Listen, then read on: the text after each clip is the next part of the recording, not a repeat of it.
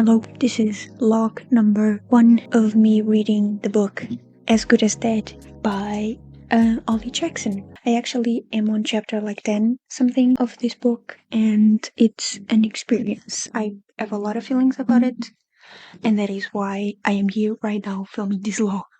I don't know if this is ever going to become something. If it does become something, then yay for me. But if it doesn't, then I just like talking, which is also fun. It would only make sense that I'm talking about this in kind of like a podcast format, because obviously we're talking about the As Good as Dead series. Not the As Good as Dead series, the A Good Girl's Guide to Murder series. So, I just want to talk about what's going on. I'm on chapter 10, but I'm going to start with talking about chapter 1.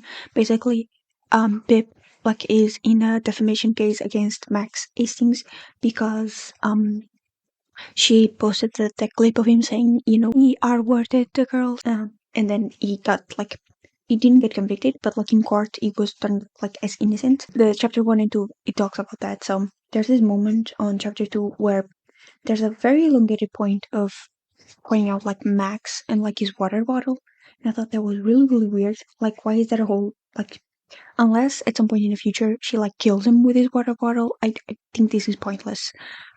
This water bottle better have a solid reason as why it's happening right now, or else I'm gonna be infuriated by this paragraph. And it's also mentioned after.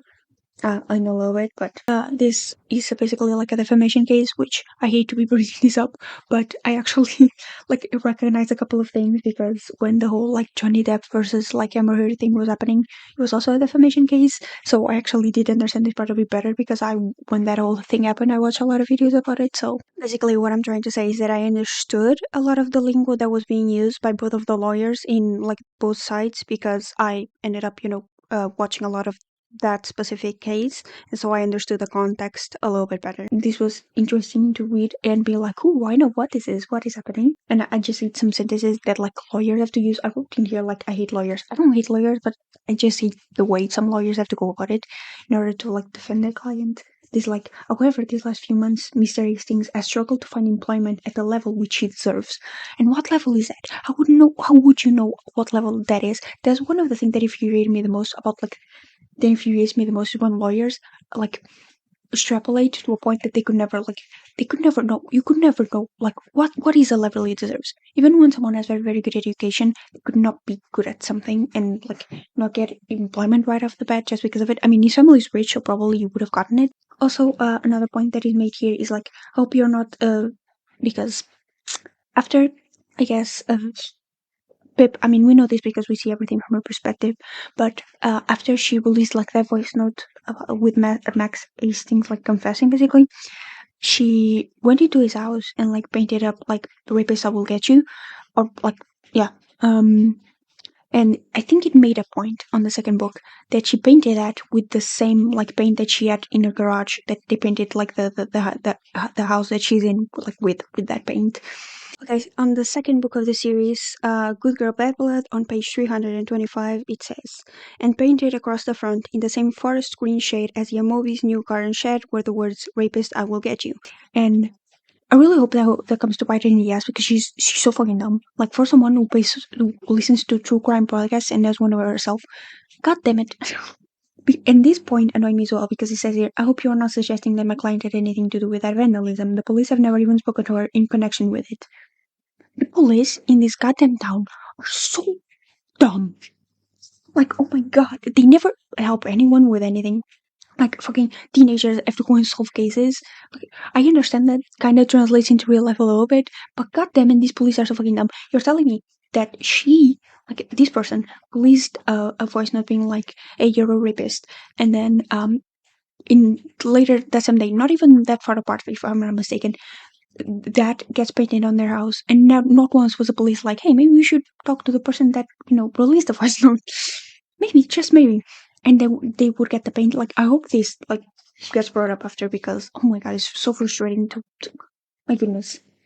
Or else and I hope it gets brought up, because what would be the point of telling us that they should use the same paint if it's not going to be brought up in the future?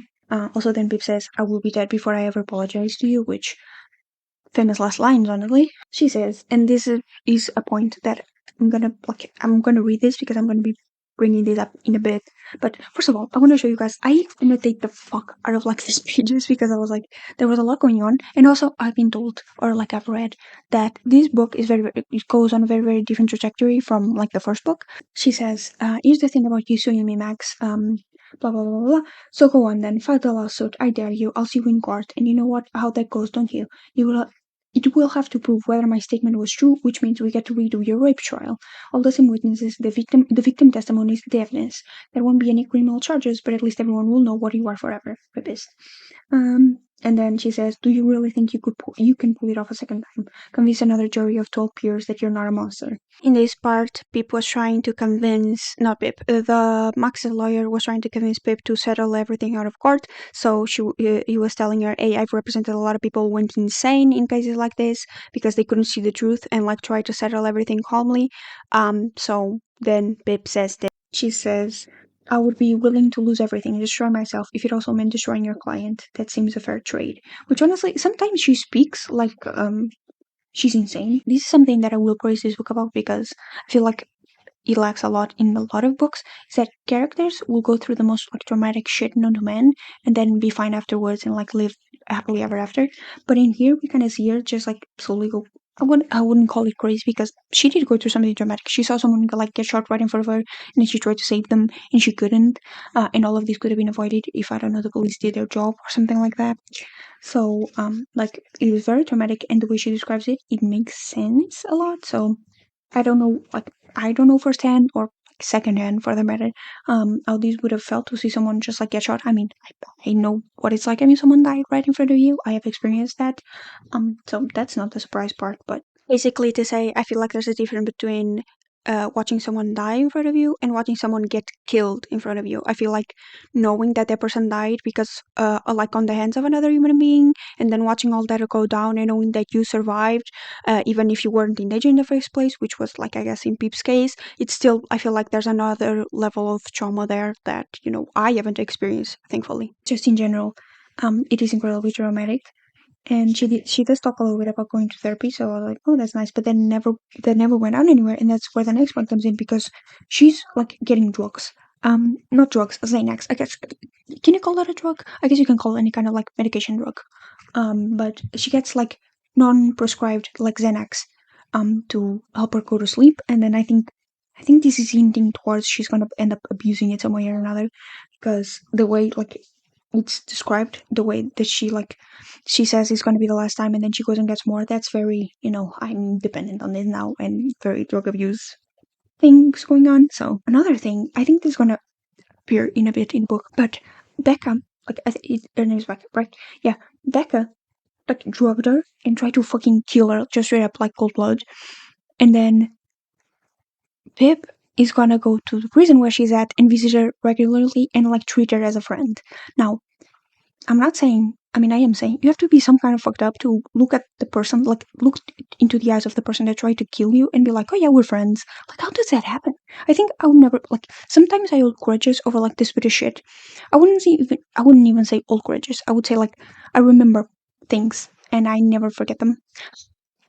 Of like very small things. I cannot imagine being able to just calmly converse with a person that tried to kill me, and it wasn't even a, you know, well, I don't know, it wasn't even I'll drug you, no, I'll poison you, and then like we're one and done, you won't even know what happened. No, like she was like strangling her, I think, or like she hit it over the head or something and was like struggling. I was like, was it, why would you ever like forgive that? Am I like the dumb one here? Because like that could never be me.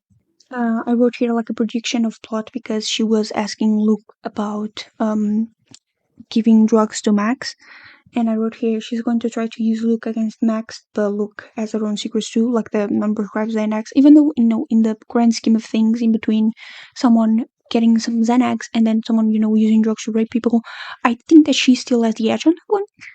So, you know, and then she talks about like this starts to take like a weird turn, and even in the next ones, because oh my god, she starts to talk about Charlie Green, which Charlie Green was the guy that like moved in, like in the last book, like moved in, was new in the neighborhood, and then he was the one who killed Stanley Forbes, the guy that she like tried to save. And she says no one could understand except maybe him about like Charlie Green. Maybe if she could talk to him, he'd understand. He was the only one who could.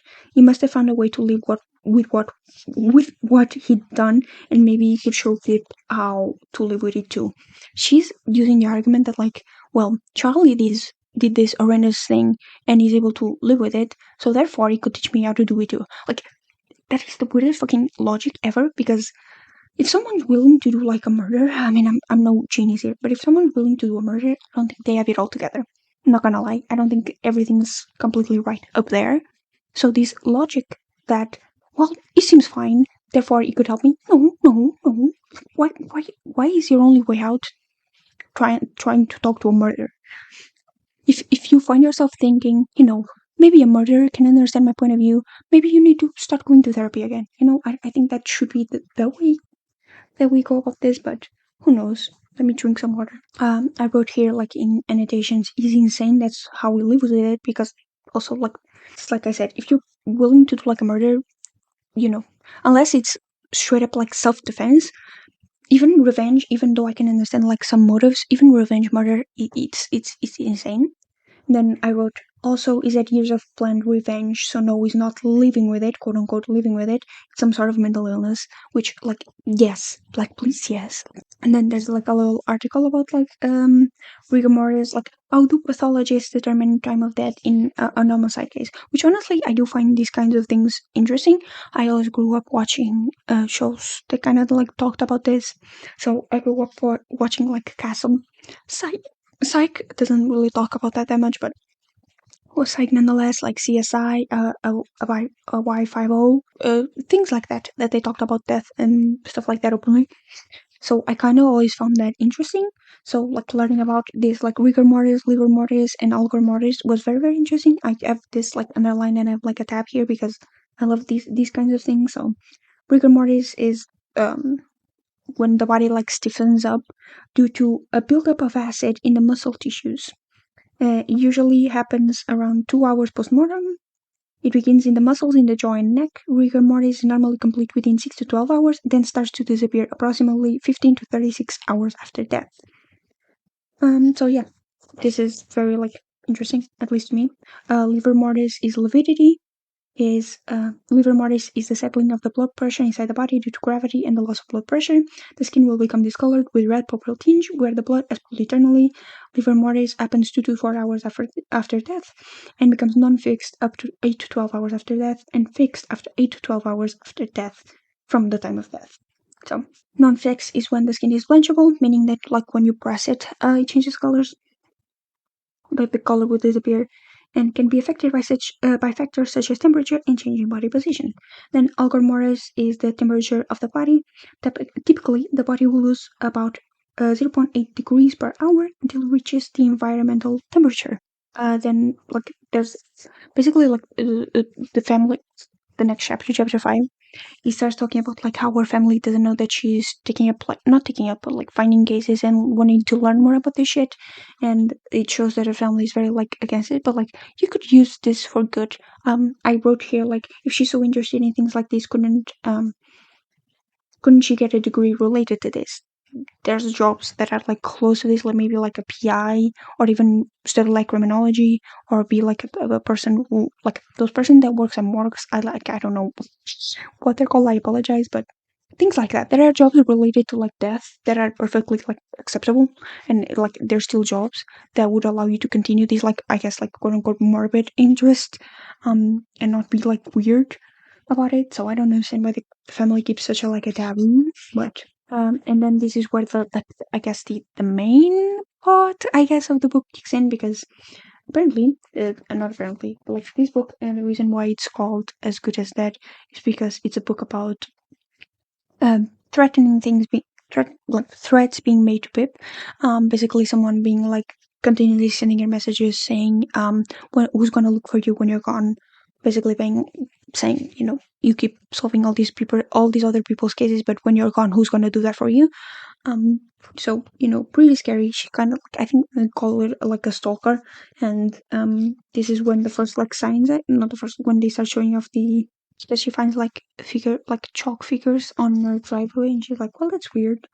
This is the point that I was like, the contradiction started, because in here she's talking about like basically in the other book, like Naomi and Max and whoever else, they got into a car, and then Max, like, I want to say accidentally, but like at the same time, he basically ran over a guy, and if the guy had gotten help, it would have been like a lot better. I think he got like paralyzed or something like that. But if they had stopped and helped him, or like called 911 or wherever, he would have been a lot better. But they didn't do that. They never kind of like found out who did the hit and run, except it was Max, because Max convinced the other people, including Naomi, to not say anything about it. And Naomi was like, "Okay, of course I'm not going to say anything about it." And then Pip, because she didn't want to like burn Kara and like Naomi, she didn't tell that on her podcast. I know she's basically like Naomi. Kara, I think it is. Yeah, Kara is telling Pip that basically Naomi wants to come forth and tell her the whole truth. And then Pip says this: no, Naomi can go to the police. It won't work. She'll only be hurting herself, and nothing will happen to him. Max will win again, which I agree. Yes, 100%. He has the good lawyers. But then she says the truth had burned her too many times. It couldn't be trusted. So you're telling me that when you were in front of the lawyers, you were like, you know what, I have the truth. You can beat me to it, Max. We're gonna go to court and I'm gonna win because you can do it again. And then I don't know, a couple of chapters later, she's like, actually no, because the truth won't help anyone. What the fuck is that all about? I wrote in here. She said to Max she had the truth, so now you can trust it. Like, what's that all about? So she starts to find like dead birds, like dead pigeons, up in her driveway. The first one at like very solo size. Now the second one had no head, and it was in the exact same place. So she's starting to suspect that something's going on. Also, they talk about like cats doing that. They reference these 2 times already. They're cats, like the cats are very grotesque, which yes, yeah, I guess. And that sometimes they would just eat their head and like leave the body. I've had cats my whole life. I don't know if it's something with cats in like whatever this is. I think this is England. I've had cats my own life, and never have I had a cat that like eat their head and then left the body. Usually, what they would do is they would eat like a little bit of like the stomach or anything, and then leave the rest of the body. I never had cats ate the head and then left the body. That was weird to me. I don't know if maybe I just had like special cats were like too bougie to just eat the head or something, but um yeah. I just wrote like usually my cats eat everything but the head. I mean the cats that I have now they eat, food like cat food, so they don't care. But then the stalker I guess leaves another note who says, "We'll look for you when you're the one who disappears. P.S. Remember to always kill 2 birds with one stone." And then she starts like realizing that there have been like other incidents where weird stuff has happened, but she couldn't really piece it all together until now. Then she makes like an Excel sheet of all the incidents, like the stalking incidents that go from like tweets and emails to dead flowers being left on the car. To like the one like an empty envelope being posted through the door, meow meow, and the chalk figures, and then the dead pigeons. And then she did like a graph, which was like, I wish I could show you, but there's a graph in here which I found it was funny. Chapter 9. She has this little like fantasy. She sees Max running on the. She's running, by the way. She's a runner. She's a track star. And then she sees like Max running on the other side of the road, and she has this fantasy that she goes over to him and like elbows him in the face, and then throws him in the middle of the road where he gets run over by a lorry, I think. Which this whole sequence was very weird because I thought it was happening, because I was like, this has never happened before. This like her imagining something happening and then immediately being like, actually no, that didn't happen, has never been shown before on this book. So I was like, oh my god, why is she doing this? And then another mysterious woohoo thing happens. She runs and she has a place where she starts winding down, and right or on the place that she begins winding down, in chalk it says "Dead Girl Walking," which would be a very very cool name for like a band, like a punk rock band just called like Dead Girl Walking. That would be fun. And then like Ravi is so fucking adorable. I really hope that there's no sort of plot twist and that Ravi is just like mean or like an asshole or a murderer, because he's the cutest.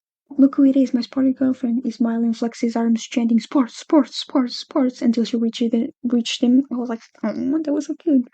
And then it says here like he was a person. Like that sentence is so fucking cute. I love that. And then Ravi convinces her to go to the police and talk to like the Ayakans about the like the incidents that have happened to her, like the stalking incidents that could be considered stalking incidents. And I will say these police are the dumbest. Like this chapter 10 is about to give, like, my mind was blown, not in a good way. I was just angry, frustrated, anything and everything, like all the emotions at once. Because this is a hoot, a right, for various reasons. Because I feel like this is the or that. Okay, my tabs like fell off.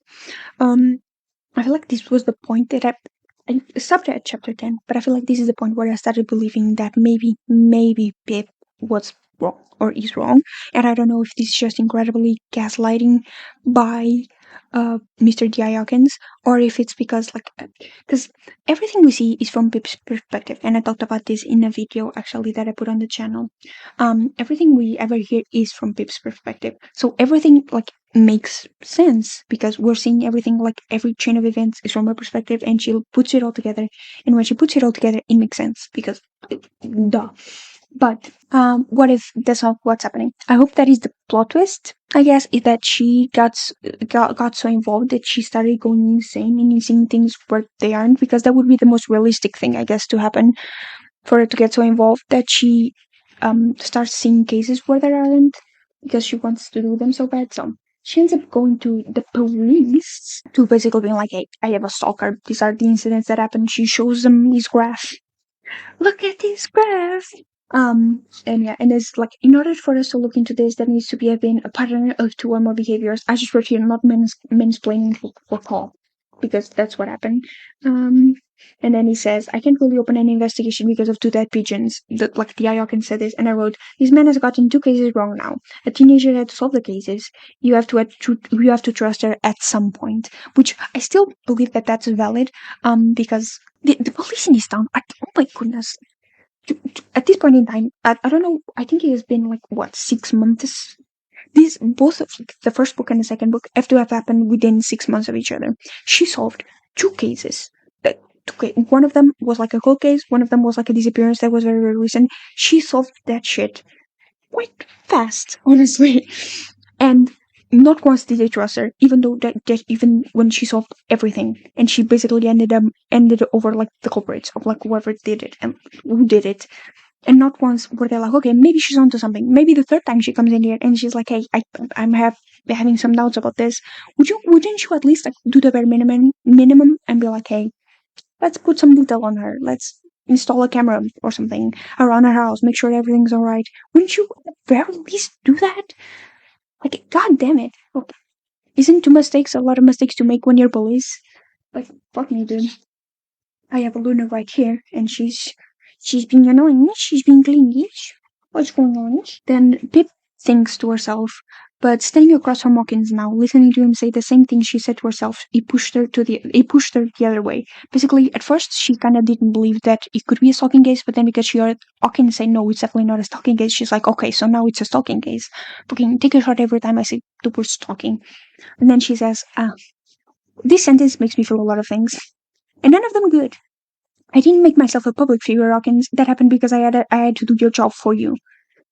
And like, at some point, I kind of understand it, but I don't think I would ever have the balls to look like police in the face and say this to them, or like a detective and say this to them, because, oh my god, the police are kind of crazy, girly.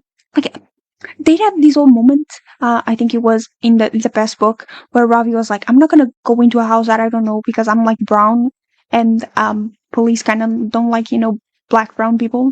They kind of just like jump the gun, quite literally, and fucking kill us. On the first book, Good Girl's Guide to Murder, page 214, Javi says this. Okay, but here's a quick observation. Javi said, holding up his finger. You're asking me, the brother of the person everyone believes murdered Andy Bell, to break into the Bell house? Not to mention the amount of trouble I would be in anyway, as a brown kid breaking into a white family's house. And then she was like, oh my god, I didn't even think about that. She had this whole moment, and then she does these things where, like, if she wasn't white, she would be shot and arrested. Or, like, in that order, she would be shot and then arrested. Like, can you imagine going in front of the police, like a police officer, and be like, I had to do your job for you? Bitch, you wouldn't see the light of day the next day. The sentiment of like, I didn't make myself a public figure. Yes, you did. You created the podcast out of your own volition. No one forced you to do that. So yes, you did become like a public figure out of your own volition. You wanted that. But the whole like, I had to do your job for you is still very true, goddamn, that man did not do a lot. The police in this town, they kind of just like look around and are like, well, I guess there's nothing to do here. And they move on. And then D.I. Hawkins kind of is just like, I know that what you went through is incredibly traumatizing, and like I went through that as well when I first saw someone like get shot. Are you getting help? Which I was like, that's the most logical thing I think that like he has said. Even though the things that happened to her are weird, I still kind of see his side a little bit. And then she like is basically like, okay, this is going to be the last case that I work on, and there would be no problem with it because if she got things wrong again, there would be no collateral, no blood on her hands, only hers, because she would be the one to die. And I was like, that's not a good way to look at this. And then she goes on this whole rant where she looks the police dead in the eyes. The police. When I say the police, I mean Hawkins. I think you guys got that at this point, but she looks Hawkins right in the eyes and she says, I relate to Charlie Green. The murderer. I relate to him. That the way I would pick up this girl so fast and put her in like an asylum. Like, are you imagine going to the police and saying, "Actually, I relate to this criminal." How would that ever work out well for you? This is insane. It's one thing to feel these things. It's another thing to have like these dark thoughts. It's another thing to go to the police and say shit like this, like directly in front of them, to them, like this. Charlie Green taught me one of the most important lessons I've ever learned. The murderer, he told me that sometimes justice must be found outside the law, and he was right. Going to the police and saying, Charlie Green taught me that the justice is found outside the law. He shot a man, by the way, and also, I believe him. And he's right. Isn't that insane? But actually, I think he didn't go far enough. Maybe justice can only ever be found outside of the law, outside of police stations like this, of people like you who say you understand but you never do. Luna, just give me a kissy kiss. I understand having feelings like this, having feelings overwhelmed of like the police, because obviously like police, they kind of fucking suck most of the time. And I understand that, but it's one thing to think those things and like feel those feelings. It's another thing to go to the police and say that to a police officer. Like, that's never gonna work out well for you. Honestly, like, what is going on? And then she says, he was right, Charlie Green, and I hope you never find him. Tell me that's not fucking an insane thing to say to someone. Not just to someone, to the police. She said that to the police that are trying to find them. I hope you never find them. And then she makes like a list of potential enemies. Right now, by the way, it's 43 minutes past midnight. I think I'm just gonna read a couple of chapters of the book and then maybe like continue and finish tomorrow, because I want this to be done, I guess. And yeah, oh my goodness, what's gonna happen in this book? What's the plot of this book? But I'm very curious, and I really hope that it's something that's thoroughly like unhinged. I don't want a resolution for like Pip. I want Pip to actually go crazy and start doing some like crazy unhinged shit that makes absolutely no sense. I don't want her to have some kind of like resolution at the end where she's like, actually, I've been a problem, I apologize, and then everything goes back to normal. I don't want that. I want her to just go unhinged. Not because I want that to happen, to anyone, but because it's a fucking book and it would be better if it happened that way. We'll see how that goes for me, and I'm gonna continue reading now. And yeah. Okay, so here I am again. Right now it's 1:30, and it actually should be like 2:30 a.m. but daylight savings time. So I'm giving you guys an update, I guess, that I'm reading. I read until chapter 20. And oh my god, honestly, I feel like a lot has happened, and at the same time, not a lot has happened. So Pip is now investigating. Like, she found out that she suspects that her stalker is actually the DT killer, the duct tape killer. Apparently, some of like the victims that she already knew, not just she already knew, some of the victims had like of the DT killer had some similar things happen to them that happened to like Pip when it comes to the figures, like the chalk figures, and stuff like that. Then she kind of she thought that she was doing like those things herself because she had some weird dreams because of like the Xanax and stuff like that. They read the article that said one of the victims also like saw, not one of the victims, but like one of the victims' sisters also saw like the chalk things and all of that. Then she figures out that like the little figures are actually like getting closer to her. Like they're climbing up the wall, I guess, climbing, quote unquote, climbing up the wall to like get to her. It's raining a lot right now.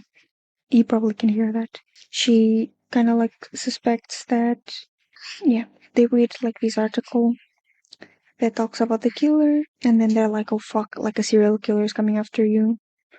And like what the killer did basically was like, if he killed one victim, the next one would have like one chalk figure, and then if he killed two victims, then like the third one would have like two chalk like things.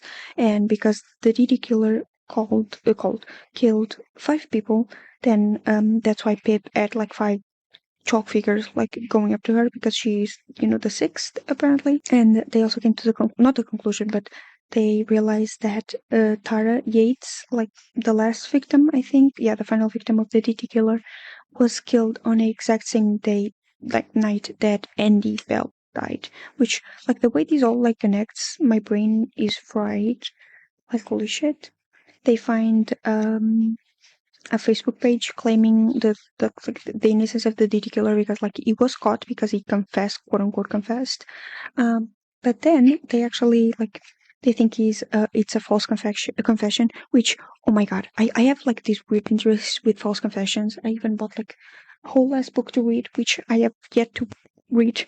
I read like the first few pages, and it's a big book. Okay, my brain does not brain sometimes.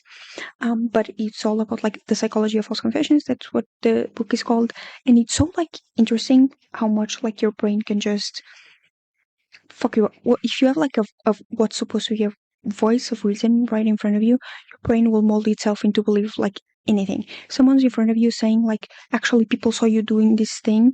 You're like, oh fuck, did I do that? Your brain immediately starts to doubt itself when you're confronted with what's supposed to be like real like evidence. And it's so fucked up, because even with the way they like um they showed like the manuscripts of the guy, Billy, okay, of Billy, like, quote unquote confessing, and it's like insane the way the police officers like handle him. Holy shit, like everything about this was like insane. And I just thought that it was very, very interesting that like a lot of my interests are overlapping in this book, so I thought that was fun. Also, they found out that the guy that is supposed to be the DT killer, that confessed to be the DT killer, like Billy, that they now suspect is innocent, actually worked at Jason Bell's company. Isn't that insane? Jason Bell's company? Jason's Bells. That sounds like a Christmas company.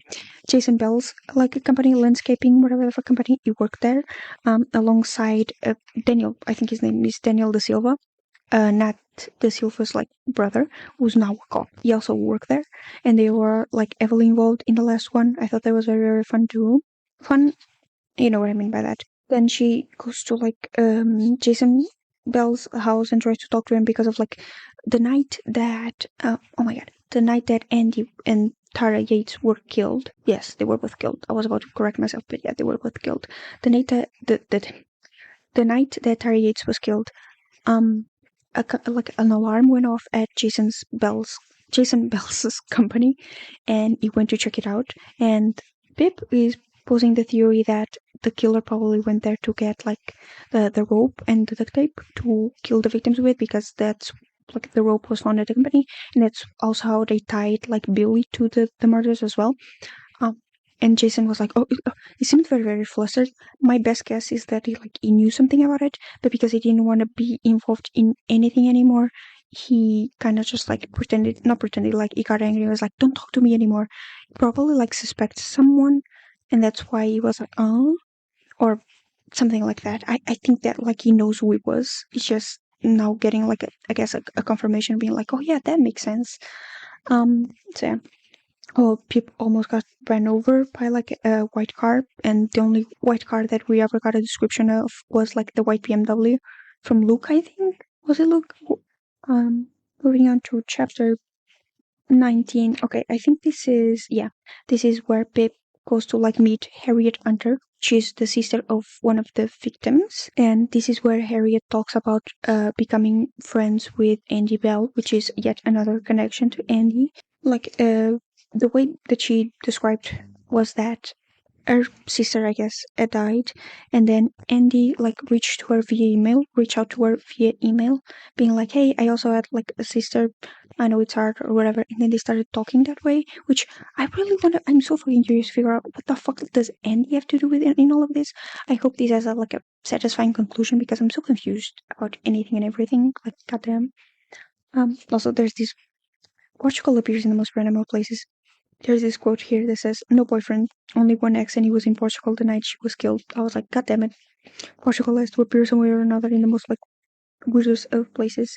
Say this is the part I wrote here, like Andy accidentally gets the victims killed, feels bad, reaches out to the victim's sisters. This is like one theory because this her whole behavior is so weird. Either she, like Andy, somehow, some way, like killed, like accidentally killed one of them, the victims, and then was like reaching out to victims feeling bad, or maybe she was doing what like Pip was doing and trying to figure out like the murder, or maybe she suspected like her dad was the murderer and she was like feeling bad, so she was trying to reach out to people to figure out what was going on. But the thing is, none of that kind of fits the profile of like her. Like Andy wasn't a very nice person.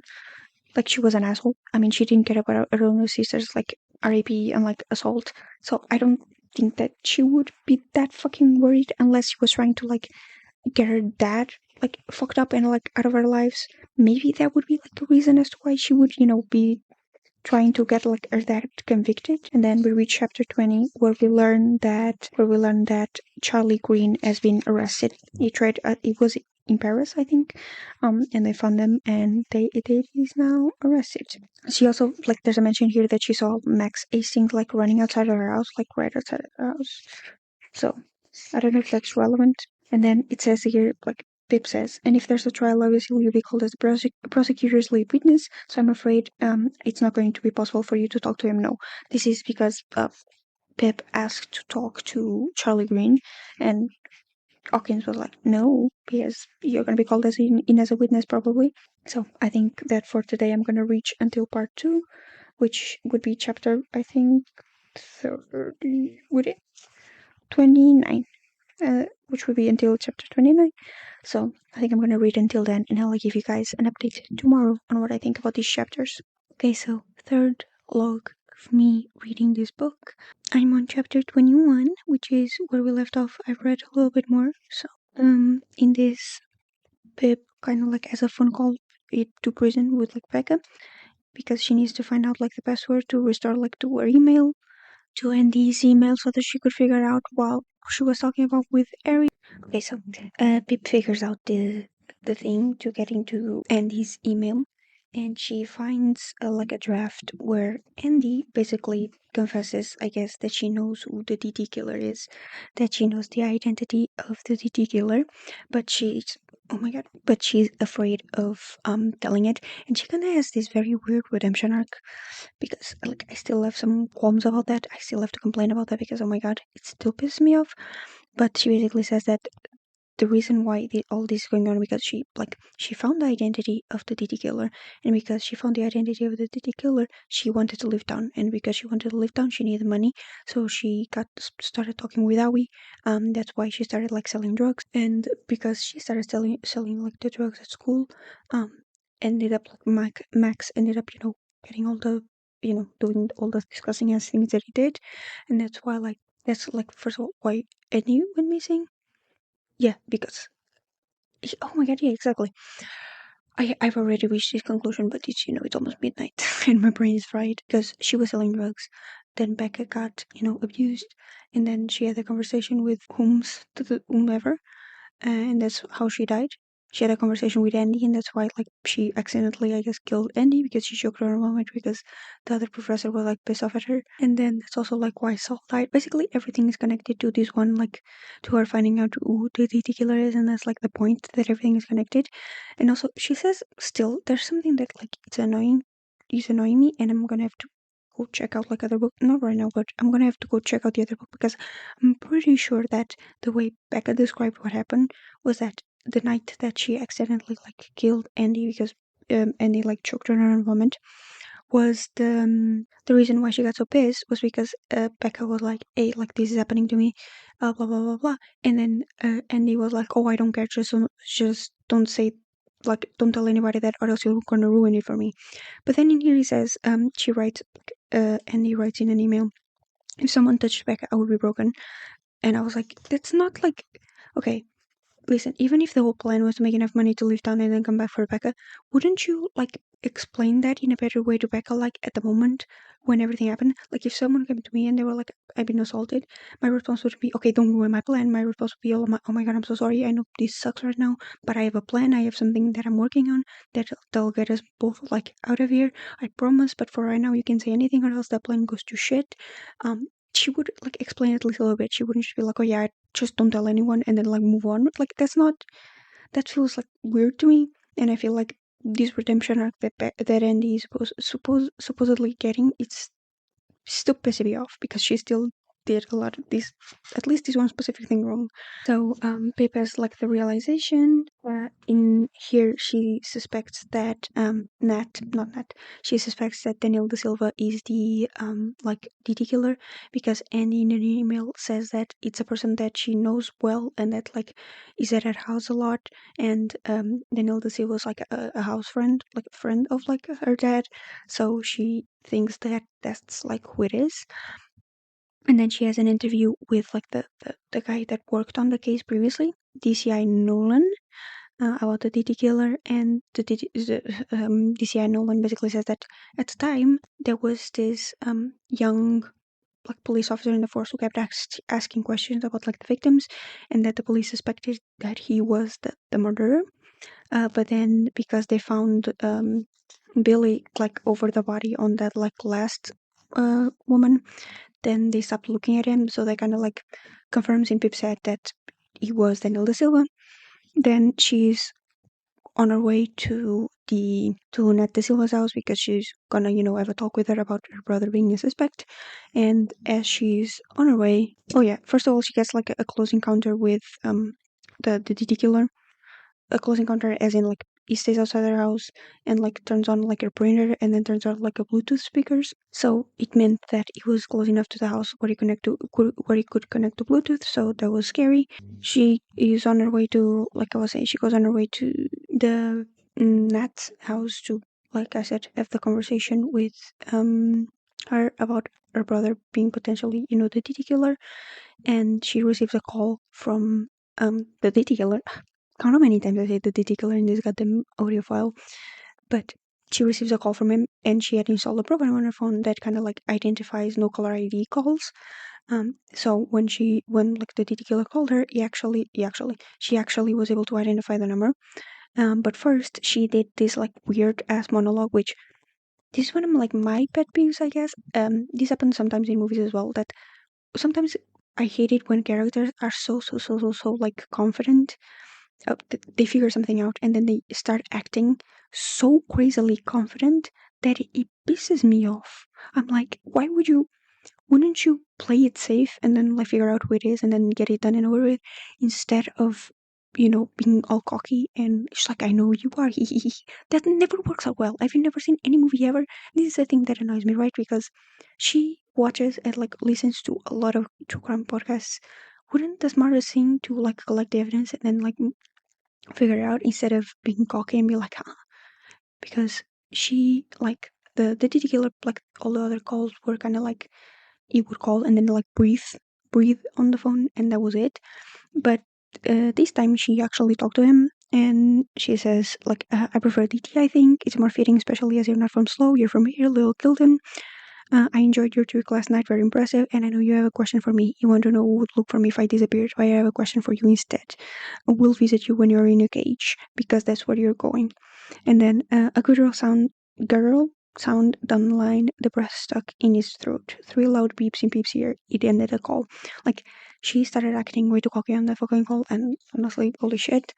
So she then proceeded to get the phone number from the caller ID thing, and as she was in the middle of the road, not the middle of the road, but on the sidewalk alone, she then proceeded to call the number that I just called her, and she got, spoiler alert, I'm not spoiler alert, though this whole thing is a spoiler alert, she got kidnapped. She got kidnapped. She thought you were kidnapped. She has this very, very long chapter where she is in the trunk of a car, and she's all panicked. She has her hands and ankles tied with duct tape, and she has this whole thing where she's imagining like a Ravi in her head to help her get through like this, disturbing, traumatizing moment.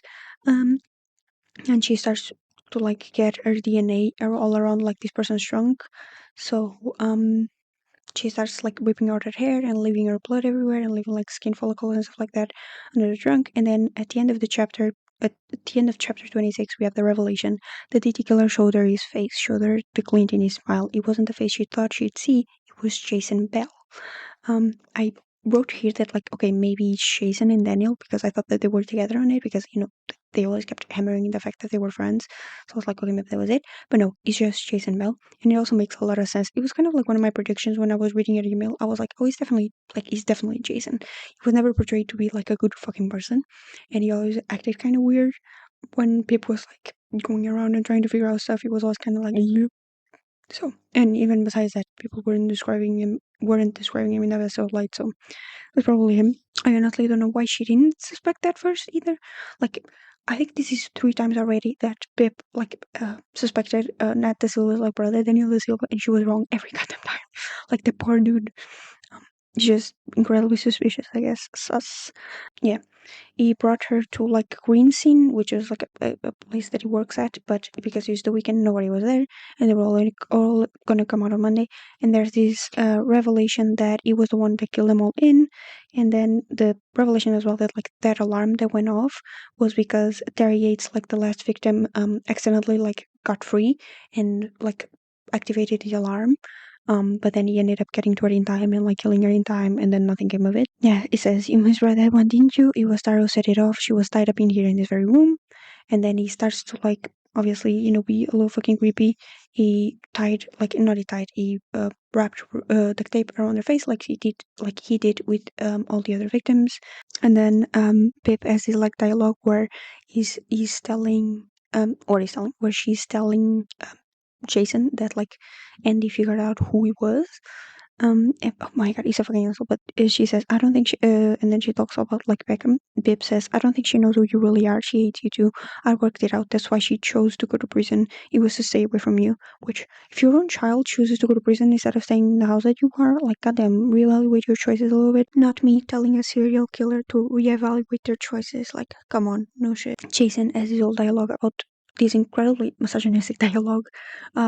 I just wrote here like, okay, cunt, because I was like, this dude is insane. It says here that like the reason why the killing stopped was because after Andy went missing, the police were like way too close to him, as he says. And I even gave it all up for her. I had to. After she went missing, the police were too close. It was too much of a risk. I was done. I found someone who listened to me. I would have been done. He's talking about like his new wife, because he has this rhetoric that like women are to sit down and listen to him, and like his first wife didn't listen to him, and like his daughters didn't listen to him. But then he found a new wife, kind of like shut up, I guess, and listened to him. And he was like, okay, so now I'm gonna stop killing women.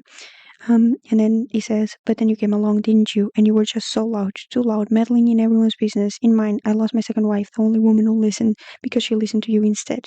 You were a test, just for me, and I knew I couldn't fail it. My last one, far too loud to let it be. Seen, not heard. Didn't your daddy ever teach you that? I fucking hate this man. And then he says, and here you are trying to interfere again with your last words, telling me about Andy. It doesn't hurt me, you can hurt me. It only proves I was right about her, Becca too, all of you. Something badly wrong with all of you, dangerous. Like, this man is insane. And then Jason also, basically, Jason confesses, I guess, that he was the one who killed like Pip's dog, which, god damn it. That was just a nice little like bow to wrap it up that he was an asshole. In order to kill the dog, the way the book kind of describes it is that he, like Jason, led the dog to the river either by throwing a stick or like, I don't know, making him jump in there. Don't dogs instinctively know how to swim? So I don't really understand the logistics of how did he lead the dog to the river? Did he just like throw a stick in there and then he stayed there and didn't even once try to like bring the stick up? Nina is dreaming. She's like making noises. So then we have a whole chapter where she's trying, not a whole chapter, I think 2 whole chapters dedicated to her escape, because he like ties her up with duct tape to like a pole. I'm not gonna lie, I'm not the best at describing things that I read. Like when I read them, I can understand how it works, but then describing it back again to you guys, I have no fucking clue. But she's, I guess, like there's a pole on a shelf, and she's like duct taped around it, like her legs and ankles. No, her legs and ankles. Well, her arms are like and wrists like are duct taped against it, and she finds a way to like get free. And then she finds like a box of tools to like break a window. She ends up getting away from like the place. And then she starts to run away from the place. But as she's walking away from the place, she kind of has a realization that um, even if she goes back and tells everyone everything, people aren't gonna believe her, because technically, like, Jason Bell is a family man. He already has been through so much, and oh my god, that like in the the police, you can trust the police shit. And so our brilliant idea is to go back. She escaped being, stuck or whatever, and then she goes back to the fucking place. And this is where everything starts to get a little like it takes a dark turn, which honestly, I when I started reading this book, I wasn't expecting this to be like what I don't know half of the book was going to be about, but she goes back. She waits for she doesn't wait very long, but she waits for Jason Bell to come back, and as he's opening the entrance, she gets the hammer and bashes his like head with it, basically like killing him. And then he says like, please, please, he like begging, and she just keeps on eating him, and then eventually, obviously, fucking killing him. So she went back on purpose to kill Jason Bell. And then she has this moment where she's realizing what she did. And then she calls Javi from like a partner phone that Jason had with him to like basically come to her, not take any main roads, and not bring his own phone. They're orchestrating a plan to get away with Jason's murder. And this like the end, I think this is let me see.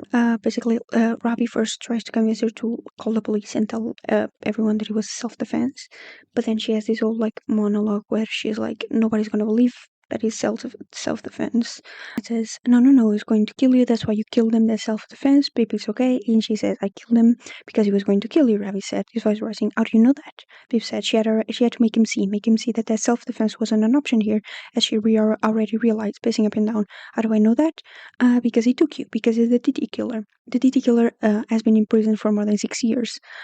He confessed there had been no killing since. What? But he pleaded guilty in court. There was evidence, forensic and circumstantial. The DT killer is already in prison. So why did I kill this man? Because he was the real DT killer. The DT killer is already in prison. Jason Bell was a respectable man, a managing director of a mid-sized company, and no one has a bad word to say about him. Actually, I won't say that's true. It's just all to his daughters, I guess. I mean, Beth is in prison, so I guess it doesn't count. Acquaintances, friends even, with D.I. Richard Hawkins. Jason has already been through a tragedy, you might argue, that I made much worse. So why did I have a fixation on Jason Bell? Why was I trespassing on his private property on a Saturday evening? Why did I sneak up behind him and hit him with a hammer? Not just once, I don't know how many times. Go look at him, Ravi, go look. I didn't just kill him. Overkill, that's the term, isn't it? And that is incompatible with self-defense. So why did I kill this nice, respectable man? Because he was the DT killer? Ravi said less urgent now. The DT killer is already in prison. He confessed. And then he says, that's what you think the police will say? It doesn't matter what the truth is. And I was like, I hate how much the more I read this, I get it, but I don't get it, obviously. I don't know. It's always one of those circumstances where I don't know. I would love to say that if I was in this situation, I would have just run and never looked back. But then again, I can understand the point of view of like, okay, I run, I never look back. I go to the police, I tell them everything. They don't believe me, and then what? Like, that person goes free and then tries to kill me again and again and again and again. And then I'm like fucked for the rest of my life. One of those times I gotta die, right? They decide that they can't go to the police because they don't want, but Ravi doesn't want people to go to prison. She's too important, he keeps saying, and that's cute. And then they discuss, like, what to do to basically elevate themselves out.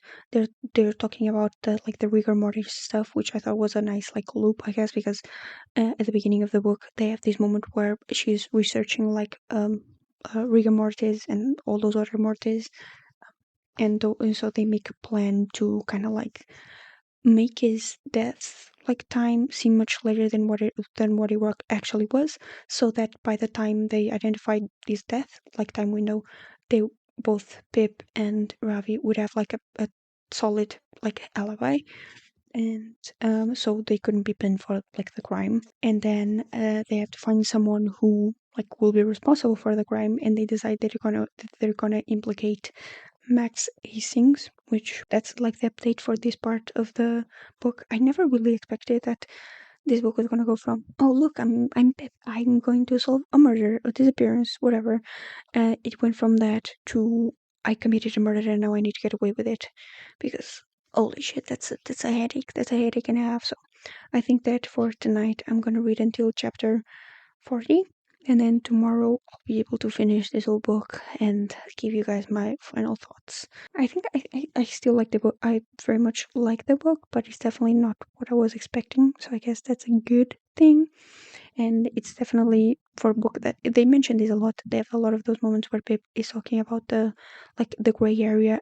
There's black and white and there's a gray area, and the reason why she couldn't stop thinking about, at all these issues, she couldn't sleep, she was like obsessed and focused, was because the past two, like, I guess, crimes had this moral gray area where, even though Charlie like killed someone, it technically, I guess, could be understood that it was a gray area because he spent all this like drama because this person helped someone take away his sister and she was killed, and that's like incredibly traumatizing. Anything and everything is depressing as fuck.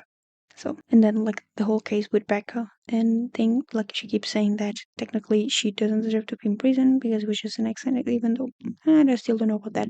That she keeps like Pip keeps referencing the whole like just the incident between Becca and Andy, and being like, well, that was an accident, so I guess she's fine. But like Becca still tried to fucking kill you. That's like attempted murder still. I don't think she should get away with that either. Like she was ready to fully commit a murder. It's one thing to like cause an accidental death, I guess. It's another thing to like that was planned. You were hitting it over the head and shit. Like that's planned. That's straight up just like there's no gray area there, I guess, for me. But you know, and so like I feel like this book is just one giant gray area. Because holy shit, there's so much going on. Also, now that the tape on the cover makes sense. I connected the dots. It's just there's a lot of conflicting feelings. Thank fuck this is a book. I mean, I don't doubt that there's some stories like that out in the real world, but thank fuck this is just a book, and I don't have to think too much about it, I guess. And yeah, I'm gonna read now. And yeah, okay. So we're so back. We're back, and we're back with a plan. Pip and Ravi like basically just orchestrated the entire plan. Orchestrated? No, they planned the entire plan. They haven't orchestrated it yet. Is orchestrated the same as planned? Am I using that word wrong? Probably. I use most words wrong. They talk about all the places that she like touched that had her DNA because they need to clean it up later. This is basically just like these next 10 chapters are just basically them doing the like plan to make sure that they have an alibi and that everything's clean and stuff like that. So the plan is Javi is gonna go home immediately, not pass any of like the cameras, and then he's gonna go home. He's gonna get his cousin, and then him and his cousin are gonna go to do whatever. I don't even know what the fuck they're gonna do, but they're gonna pass through all the main cameras, all the main streets, so that they can get like the cameras can pick him up driving his car, and then the plan is for Pip to go home, so that way Javi has an alibi. Then the plan is for Pip to go home. She gets home. Her parents don't suspect anything. They kind of think that both like her parents and Javi's like I guess cousin, they both seem to think that like Pip and Javi had like an argument, and that's why they decided not to hang out with each other because that was a plan. The plan was that she was gonna go to Javi's house and stay the night. But because obviously everything that happened, she goes to Max's house, the other part of the plan. After she gets everything from her house, she basically like gets all her clothes. She takes a shower. She gets all her clothes. She puts them in a bucket of bleach. Then she covers her face with makeup because it had been like she had like she had skin showing. Lol, yeah, that's her face. She had like a ripped skin because of the duct tape that she had to take out because she was duct taped. All her face was duct taped. So she took a shower, got everything like that she needed, including like Ziploc bags and like a roll of duct tape. That's the irony, I guess. Then she went to like Nat's house, I think, and there were like Connor and Jamie were there. They were all like three of them together. Oh no! First she went to Luke's like house and she asked for the drug that I never hypnol. I have no idea how the fuck you even pronounce this, but the stuff that's a lot stronger. she gave him like whatever. He gave him the money. He gave him the drugs. He gave her the drugs. I don't even know what the fuck I'm speaking. Gave her the drugs because the plan is for her to go to, first of all, go to Nat's house, meet Connor and Jamie, and then be like, hey, I need you guys to do me a favor. I cannot tell you like what is going on. You cannot ask me what's going on. You can never know what the fuck is going on. But I need your help to do this. So three of them, they drive up to Max's house, and the plan is for her, for first of all, for Pip to like kind of disable the cameras. That's why she got the roll of duct tape. She like put the duct tape, or she got to like up the blind side of each of the cameras and put the duct tape over the camera so that you wouldn't film anything.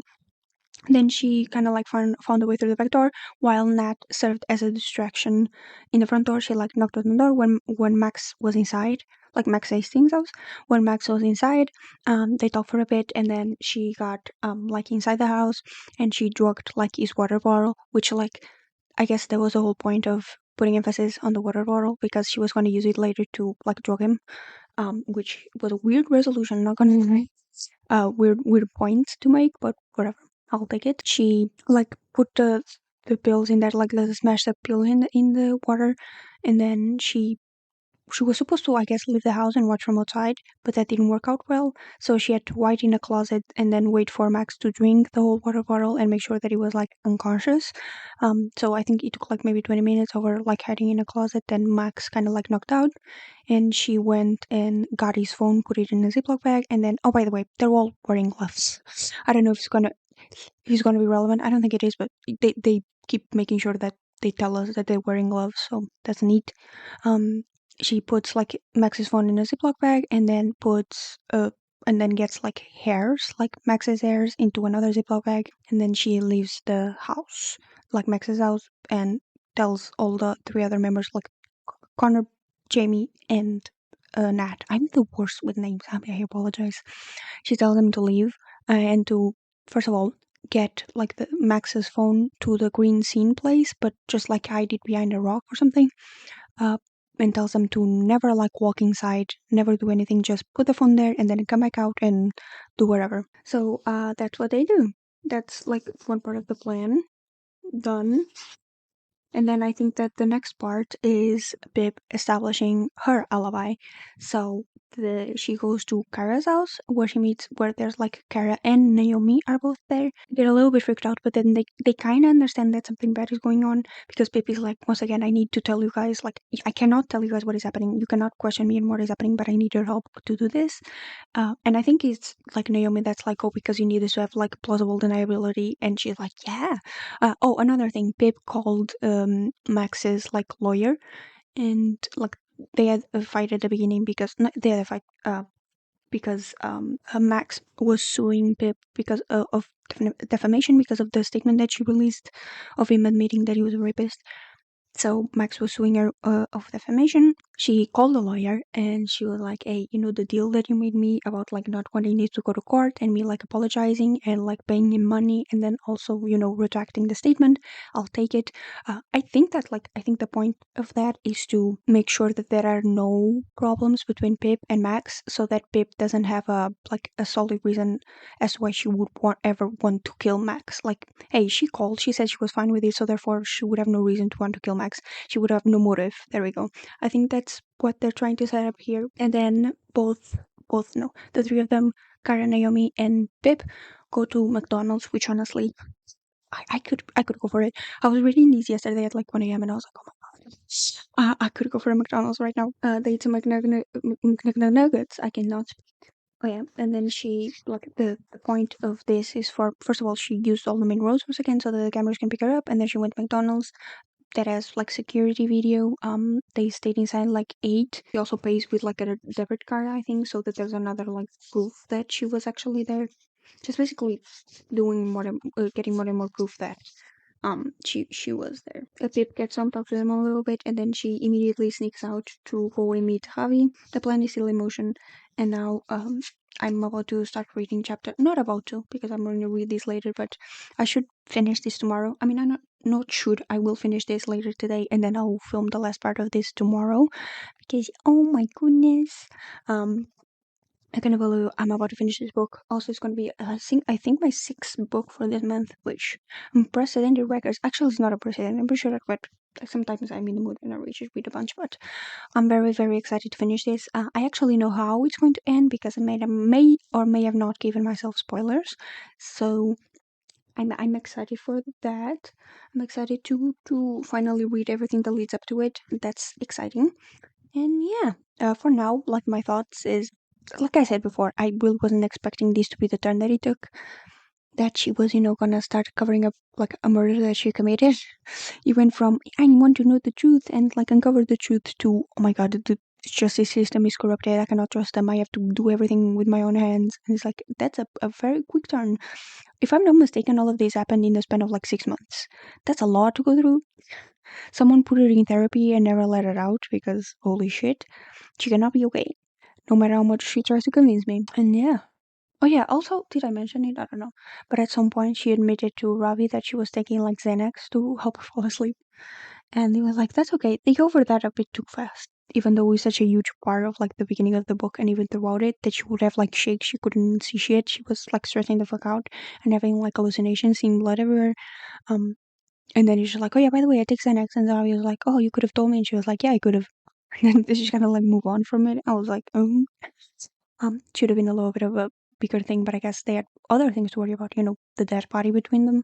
So that was probably why it didn't go longer than that. But for now, I'm really enjoying the book. I think it was also a good like turn, I guess, to take from the book. I don't know how much longer, like how much more entertaining it would have been if this book was just another, we're gonna solve another case and gonna be fine, because that's what like the first two books were technically. I mean, you can clearly see that she started to go down the rabbit hole a little bit more on the second one, but I like the turn that this is taken. I appreciate it. Obviously, I hope that this isn't, happening in real life where people start to listen to too much true crime and then start committing murders and then getting away with it, because holy shit, that would be scary.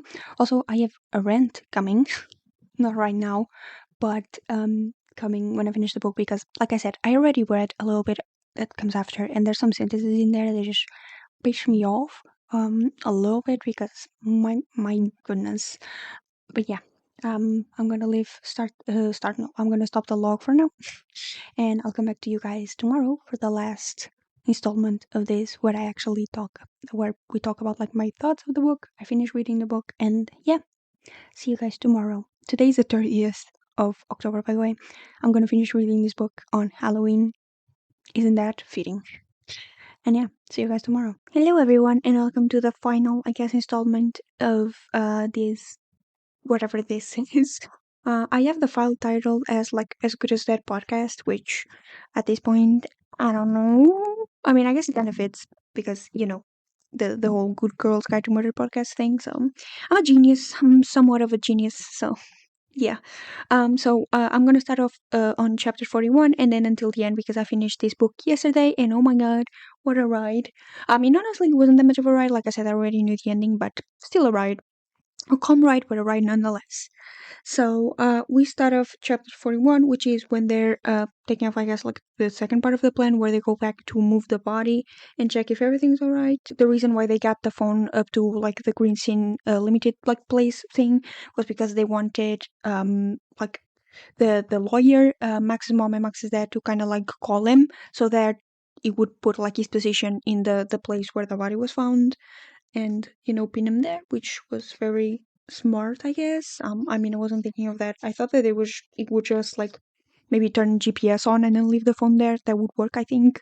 But I don't know. I'm not the one continues watching true crime podcasts apparently. So yeah, Ravi keeps like cracking jokes. I love his personality. He's very, very cute. They found like the Hoover, those Hoovers that have like the eyes, the Henry Hoovers. I thought that was very, very cute as well. I mean, I love that I'm saying this as, they're trying to, get away with murder, get rid of a body. But it was. Then the whole point is that they clean everything from top to bottom with like bleach or whatever it was. And then their plan is to set fire to the place. I did not know that that was the like point of what they were doing, but actually that's kind of smart, because they were cleaning everything and then they were like, oh yeah, we're also going to set fire. And I was like, oh, I guess that does eliminate 100% of evidence if the place isn't there anymore. So I was like, you know what? She went to Max's house and got like some of his clothes and like one of his like trainers that had very like specific track patterns like on the bottom, on the sole, and she used them as she was like moving the body around, to kind of like, you know, as another guarantee that Max was the one that was in there. When they decided to set the fire, Pip said, "Nothing cleans like fire." And Javi says, "I've always secretly wanted to set fire to something." And honestly, not gonna lie, me too. I mean, I would never fucking do it because, number one, I live in Portugal, and oh my god, there's so many like fires here during the summer, and it's truly like horrendous. It's not like a fun little haha. It's bad. It's really really fucking bad. So I would never play around like that. But there's always, you know, that kind of like morbid, I guess, side of your like thoughts where you're kind of like, ooh, fire nice. I've always liked fire since I was a kid. I actually have like a uh, scar on my arm because I was playing around with fire when I was a kid, and I was burning like plastic, and a little bit of it fell like on my arm, and obviously like it scarred. So I have that to remind myself that I'm a dumbass and that I've always been a dumbass. Then they go back to Max's house to kind of like give back the phone, I think, and to clean like his water bottle of any residue of the like drugs that she put in there. Pip, as she went inside the house, she said, "Yeah, it sucks when someone puts something in your drink and then ruins your life, huh?" Which I thought was, you know, fuck you, Max. I fucking hate these people, honestly. And then like she went back home, sneaked inside like her own house, and the plan was to get everything that she had touched that they had found that like had her DNA on it, and cut it into like tiny pieces and flush it down a toilet, because then that way it would end up in like the sewage like system, and it would be like untraceable, especially if it was cut into tiny pieces. It would mix with all kinds of stuff, and it would be like, yeah, like I said, pretty much untraceable, which I hadn't thought of that either. So I was like, ooh, I thought that they were just gonna burn it, which honestly, like,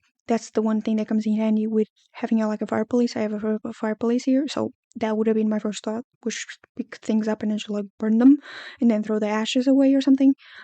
But you know, flushing down the toilet is also something that you can do. I love how I'm saying this as if I'm filming like a fucking tutorial on how to get rid of evidence. Like, I promise, that's not what I'm doing. She apparently was like awake until I think 6 a.m., constantly going to the toilet and flushing. And then she also had a plan of to like cover that up, those sounds up, by saying that she was actually sick because she went to McDonald's. And I was like, this is so incredibly like ingenious. Holy shit! Like that's a lot of cover ups that obviously my dumbass would have never been able to think about. So like, McDonald's was already dealt with for the night before, but she also used it to cover up the fact that she kept going to the toilet because she kept saying that she was, what's it called, food poisoning, that she had food poisoning because she kept going to the toilet to, vomit and, do the other the other one, as an excuse as to why it would make a noise and why she was awake all night and all that stuff. And I was like, that's way too smart. So then her family left to go to Legoland because they had a plan to do so.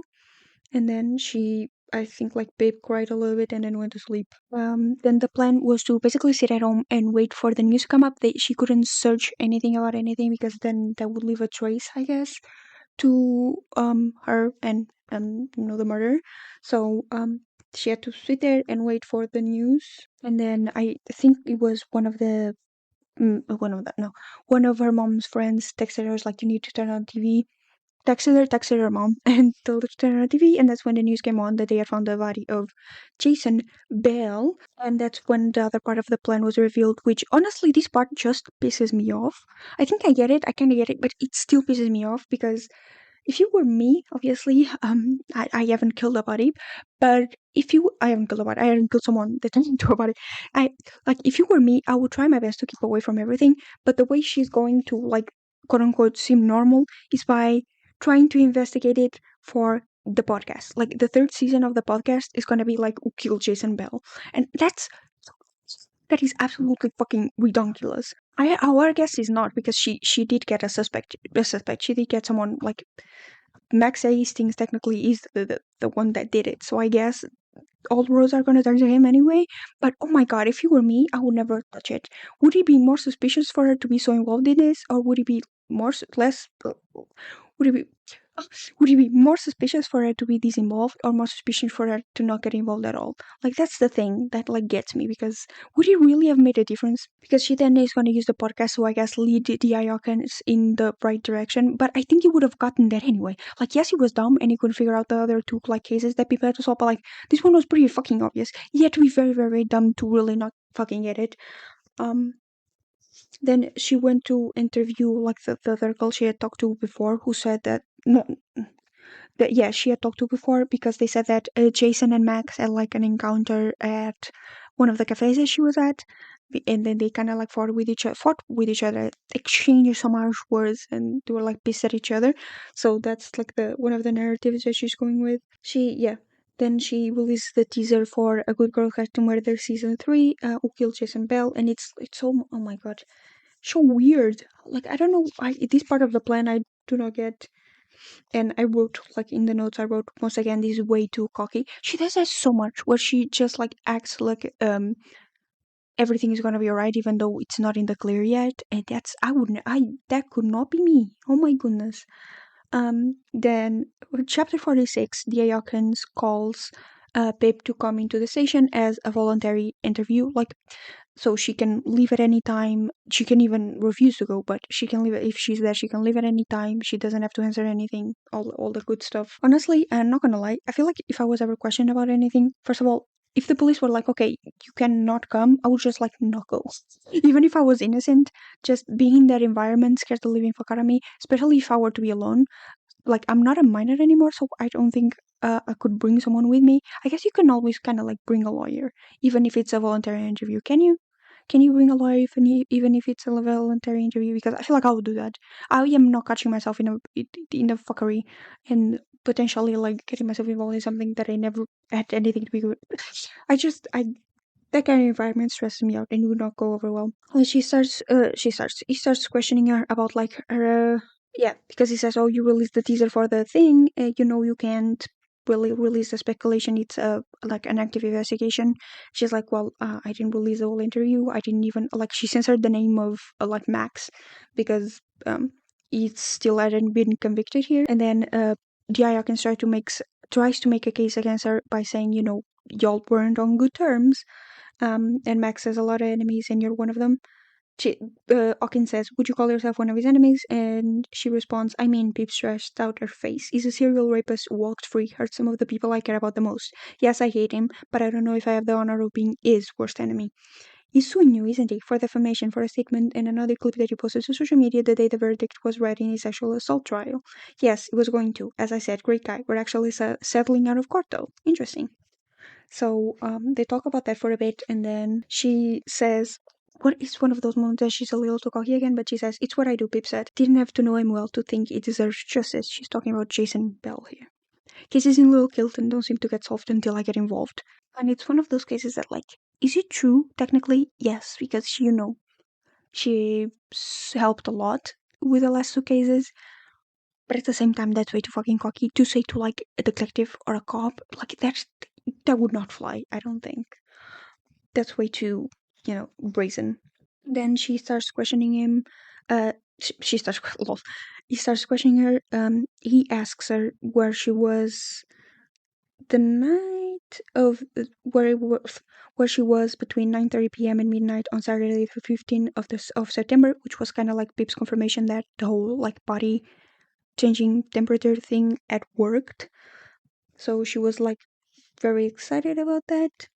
She gave all the details, and then he questioned, like, we paused a little bit, went to get some coffee, and then started questioning her again, because they apparently found like her headphones at Jason Bell's house. And at first I was very confused. I kept writing notes here because I was very confused as to why the fuck like the headphones would be there, because I don't even remember the last time that she was like inside his house. So I was like, where the fuck did these headphones even come from? Didn't she have the like Did she have them with her when she was like kidnapped first by him? That was like my thought. I was like, I didn't know that she had him with him. But was she going to interview Netta? So I don't think that was the point. I think that she was gonna just like talk to her about the possibility of her brother being, that's what I understood at least. So I was very confused. I was like, what the fuck? Basically, the Ayagan tells her, "Hey, we found the headphones at Max's house, at Jason's house. Why were they there if you said you hadn't seen him in a long ass time? Because Hawkins asked her, when was the last time you saw Jason Bell? She's like, I don't even remember. It was a long time ago. Then the whole, like, basically Hawkins caught her in a lie. So that was the whole point, I guess. And then she kind of like figured out the reason why, like, the headphones were there. Like, the question is answered. It says he found the headphones and he took them because they were his trophy, the symbol for his sixth victim. Because one of the things about the DT killer is that, like, he killed the women and then he would take something from them as kind of like a trophy. And I guess the trophy for her was the headphones with a sticker on the side that says "A Good Girl's Guide to Murder." And in here, she kind of like starts to panic a little bit, and she ends up actually leaving the interview. She says that, like, she still doesn't know why your earphones are there, like, she doesn't know how the fuck they got there. And then she kind of like leaves the interview with the excuse that she has to like go talk to her family and figure out what the fuck happened. And then she comes to an even weirder conclusion when she gets out of there, which is, well, they've caught me, therefore I need to confess. Which, for someone, they went through the whole fucking process of killing someone, hiding the body, cleaning all the shit, throwing the shit on fire, creating all these alibis, talking to all these people, figuring everything out, like, all these excuses out for them to work out, and then being like, well, it got me in one lie that is honestly quite insignificant, and she could just, like, I don't think it would be enough to convict her of anything. And be like, well, okay, now I have to confess.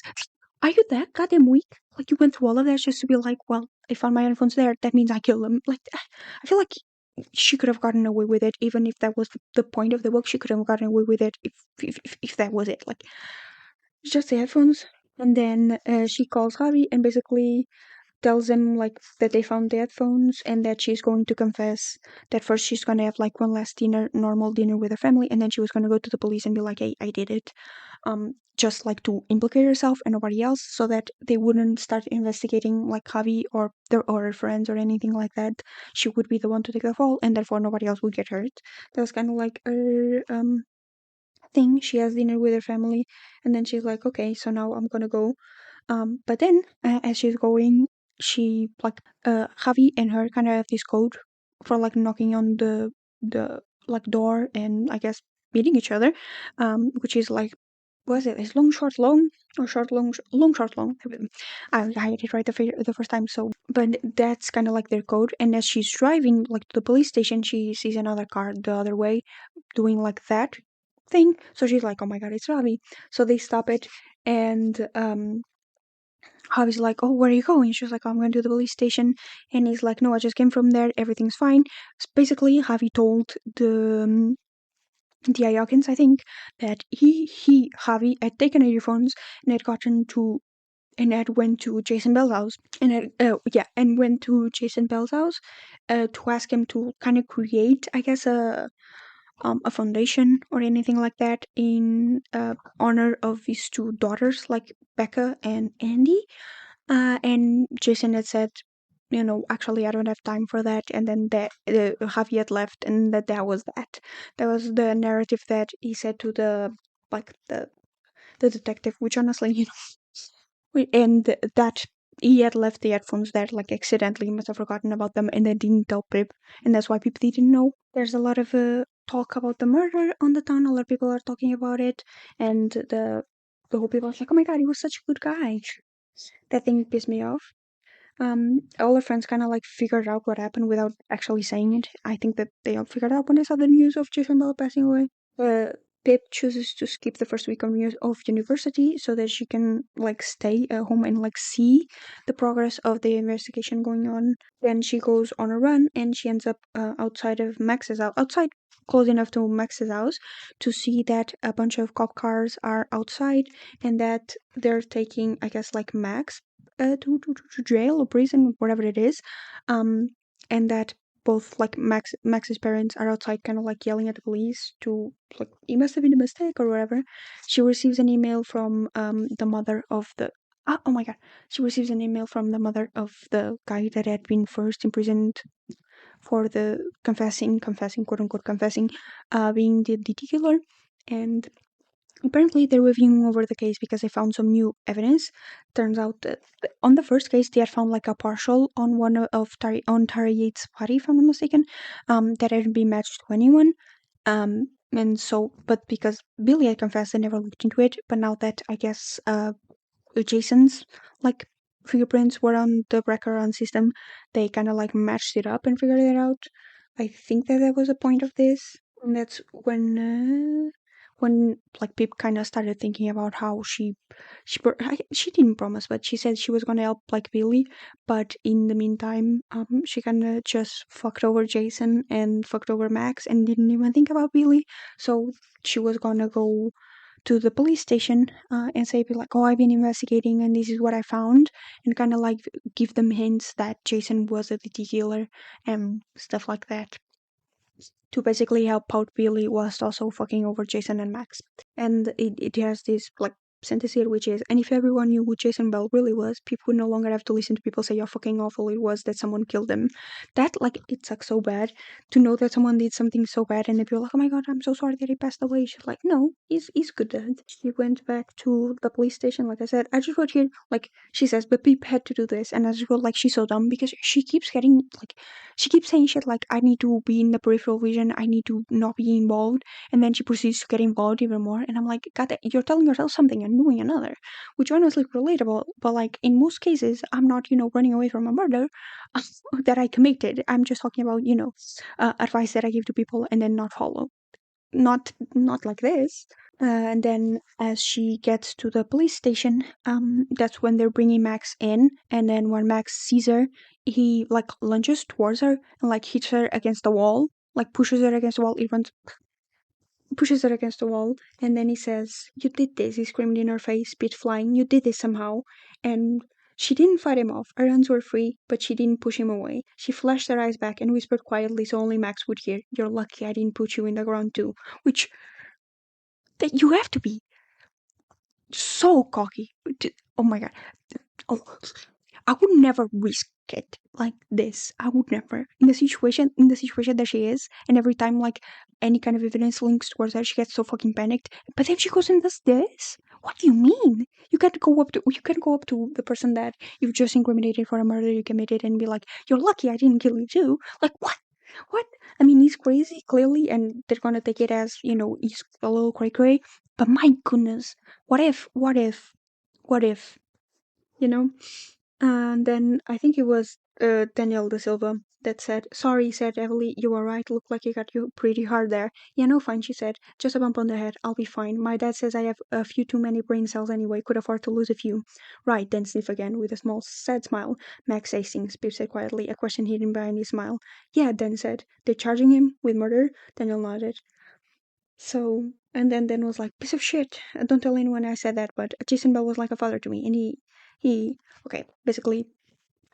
And then there's another kind of like revelation, which was the reason why, um, like Dan was first flagged as the kept asking questions about the DT killer case, and it starts to make like a little bit of sense as to why he was like involved in so much shit and why he kept being like a person of interest. And the reason why it was because basically I don't even know if I'm using this word correctly, so take it with a grain of salt, but I'm pretty sure that Jason Bell was kind of like grooming um uh Daniel, because Jason was the one that like supported him going to the police and like all that snazzy shit, and the chances are that Jason was the one asking Daniel all these fucking questions and having him figure out like anything and everything, so that Jason would look normal and then Daniel would be the one to look suspicious, while while Jason was still receiving like all the information that he needed. So that's really fucking sad. I mean, it started making a lot of sense, but still sad nonetheless. And then Hawkins kind of like has a little talk with her as well, because first of all she tells Hawkins that she has some information that she found out that she needs to talk with him, and then he kind of has this moment where he's like talking to her, and he says, Hawkins took another step, then paused, shaking his head with a tiny outward laugh. "I suppose if you were ever involved in anything like this," he said, the after-laugh smile still on his face, "you'd know exactly how to get away with it." He watched her and something fell down at Pip's stomach, but he kept going, further and further, dragging her down with it, hair standing up across the back of her neck, a flicker of a smile on her face to match his. "Well," she said, with a shrug, "I have listened to a lot of true crime podcasts." "Right," Hawkins laughed quietly, looking down at his shoes again. "Right," a nod. "I'll come find you when I'm done." This whole, first of all, conversation was weird. You don't turn to a teenager and you go, hey, if you were to get away with murder, you know what to do it, right? That's weird for a cop to be saying. But then again, cops sometimes just say shit. And then I hate this assumption of like, if you were to get away with it, you would, because you listen to a lot of true crime podcasts, therefore you would know exactly everything to do. Like, in this case, yes, it worked because, it's a book. That's kind of like how fiction kind of goes. I mean, I wouldn't be surprised if something maybe like similar to this that happened in real life, where someone listened to a lot, was very invested in like death and the process of death and stuff like that, and then killed someone and learned how to postpone the time of death, all that kind of stuff that like also Pip also did. But this idea that just because you listen to true crime that you're gonna go around murder someone and then like be able to get away with it, I'm pretty sure that the reason why most cases get unsolved is because of lousy police work. Because either they're too lazy to do their job correctly, or because they just don't care enough to actually catch the correct person. Um, that's genuinely like that's how crimes get unsolved, not because the crime is so perfect that they have no idea to figure out who killed who, like who's the murderer, or like who committed a crime.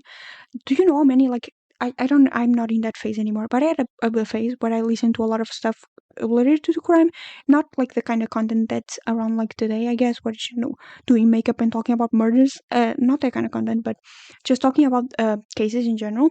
Do you know the amount of like cases where the police would just like throw away evidence for no fucking for no, okay, quote unquote, no fucking reason? Sometimes the police has some sort of connections to not good people, allegedly, supposedly. I don't know. I'm just saying this is my opinion only. But that's how like crimes go unsolved. It's not because the crime is absolutely fucking perfect and nothing ever goes wrong with it. It's that police sometimes you don't do their best. I'm not saying every police is like that, but you know what I mean. That's the reason why crimes are going solved. It's not because the fucking criminals are sat their ass down and listen to a true crime podcast 24/7. Like that's not how that works. I wouldn't doubt that it would help some way somehow, but you know most crime goes unsolved because people don't want to do their job sometimes correctly. She apparently no, she gave the evidence to the Iokans about the connections to like from Jason Bell to Titi Killer. Then in chapter 54, that's when she kind of like tells Ravi that they would need to stop like talking to each other, stop communicating with each other, because he's like, oh, when should I go visit you, because she's gonna go to university. When should I go visit you? And she's like, you're not gonna come visit me. I need you to get away from me and like not talk to me until the verdict of the like trial is done. When the trial is done, when the verdict's done, if we get away with it, then we can talk. But for now, we need to stop talking to each other as to kind of like not build like I guess like an alliance. Basically, she wanted to create a narrative like in order to not implicate Ravi. She wanted to create a narrative where she made him do everything like under duress, like she forced him to do everything under pressure, and he didn't want to do anything on his own. And that's why they need to not talk to each other as to make that make sense. Because if she forced him to do everything and then they kept talking like everything was normal, clearly there was something that went wrong. So that was a plan, and that's why they had to stop talking to each other until the verdict was read and done and Max was convicted. Chapter 55. She goes to uni. It's been 72 days since she's been in away and not talking to Javi, I guess. And like trying to avoid talking to her family, which I don't get that, because I can understand why they would like the police would maybe implicate Javi in a situation like that, because first of all they lied for her, said that the headphones were is kind of connected. Why would she avoid talking to her family? Is it like out of guilt, like that she herself feels that she's like, oh, I did this and I can't believe I'm lying to them about it, and she doesn't want them to get too close to her? I mean, they're her parents, but you know what I mean, get too close to her and then have her, watch her be put on trial for being a murderer, I guess. The mother of Billy, like Maria Carras, emailed a photo of a grinning Billy decorating a Christmas tree, which means that he was not the DT killer and he got away. And then it says Jason Bell hadn't just been the DT killer; it also been the Southeast stalker. A rapist who operated in the southeast area of London between the years 1990 and 1994. Connected by DNA evidence. People worked it out. 1994 was the year Andy Bell had been born. So this motherfucker, Jason Bell, this disgusting ass motherfucker, from like 1990 to 1994 was also like involved in a bunch of other crimes. So he was like a rapist. This disgusting ass motherfucker.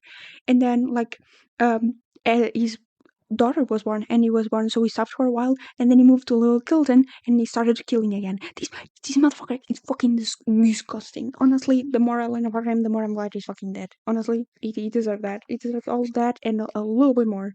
And then they also have like this little moment where she's like talking about all that transpired. Like Pippi's having a monologue within her head that we're reading as prose. Talking about like everything that transpired, and she's like she deserved okay she's saying that after like everything was over, that she wanted to like tell Becca everything that happened, including her, being the one that killed Jason. And she says she deserved to read Andy's email and know how much she was loved. That those cruel things Andy said to her in her final moments was really her sister trying to protect her. This still doesn't land right with me. There's so much that could have been said to make like the situation so much more plausible. She could have been like I said before. I've said this a little before in this audio.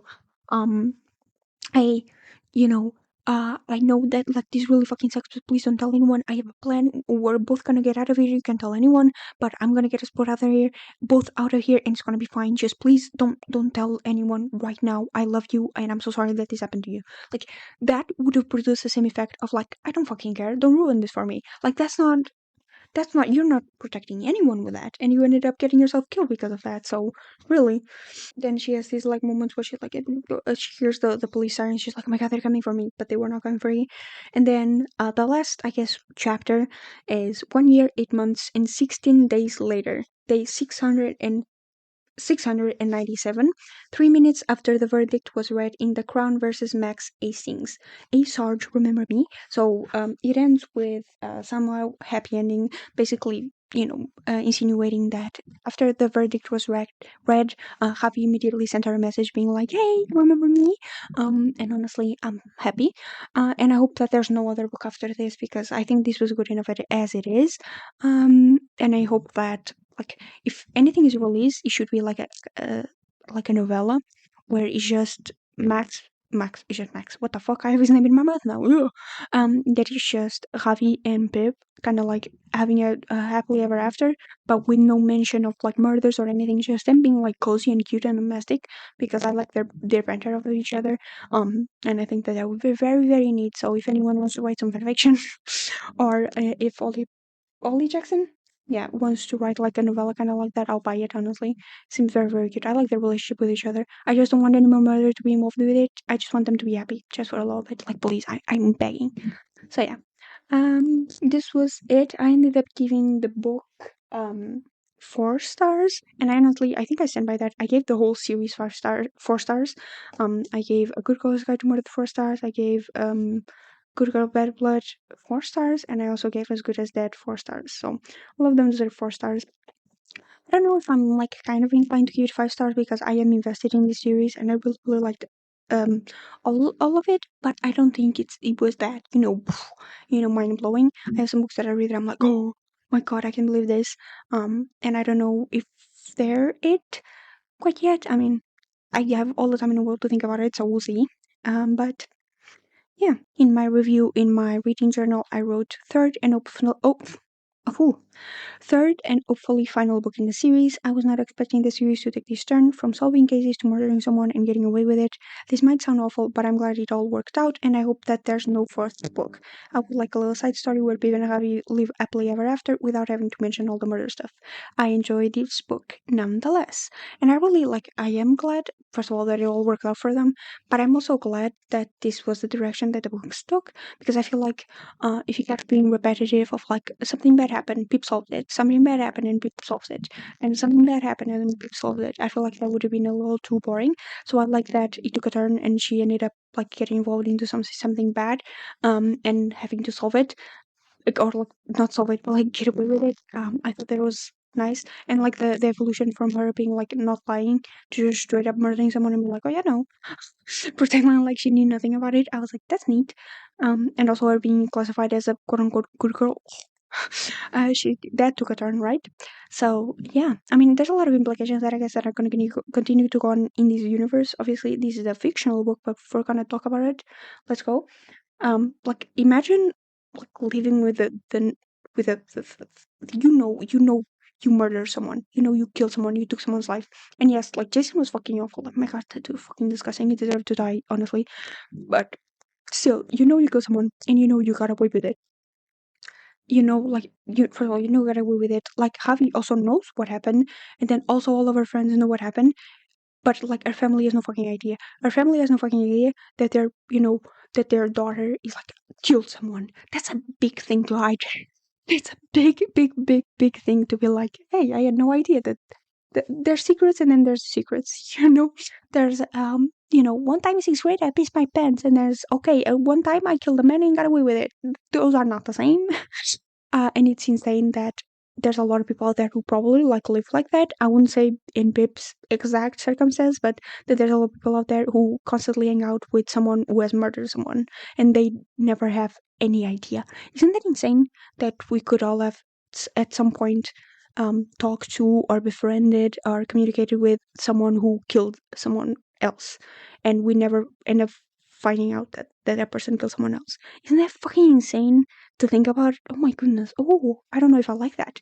But honestly, as long as they don't murder me or anyone I care about, still sad, but just please don't kill me. So yeah.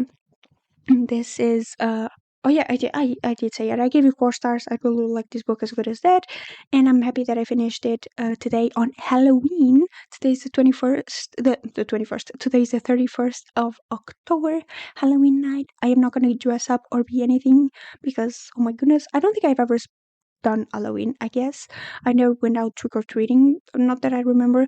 The last time I went out trick or treating was around like preschool, not preschool, but like first, second grade, because the school kind of like made us dress up for Halloween and then go around to some houses.